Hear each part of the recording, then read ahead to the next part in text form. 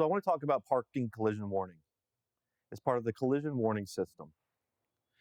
It detects objects close to the vehicle during parking maneuvers and notifies the driver.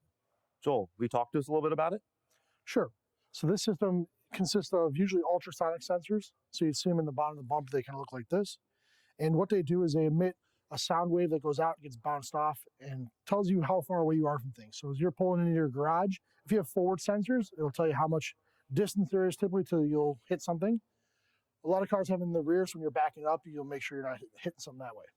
So it seems pretty straightforward, right? But for us in the body shop, is there a lot to it? Or is it just a plug and play kind of thing? Is there calibrations or? This is one of those kind of simple ones. So for the most part, they're plug and play. Obviously, we want to consult the OEM information to verify that we're doing it correctly. But they usually plug and play, and then some manufacturers have a verification process afterwards. It's not necessarily calibration, but it's just to verify that all the sensors are working so that when we return the car to the customer, it's working as the system intends. Perfect. Well, thank you so much. Good information. Thank you. If you found today's tip helpful, please hit the thumbs up, subscribe to the channel, and share the video. Comment below for any future suggestions. These videos are made possible by SCRS. If you aren't currently a member, I encourage you to join. Visit scrs.com or use the link in the description below.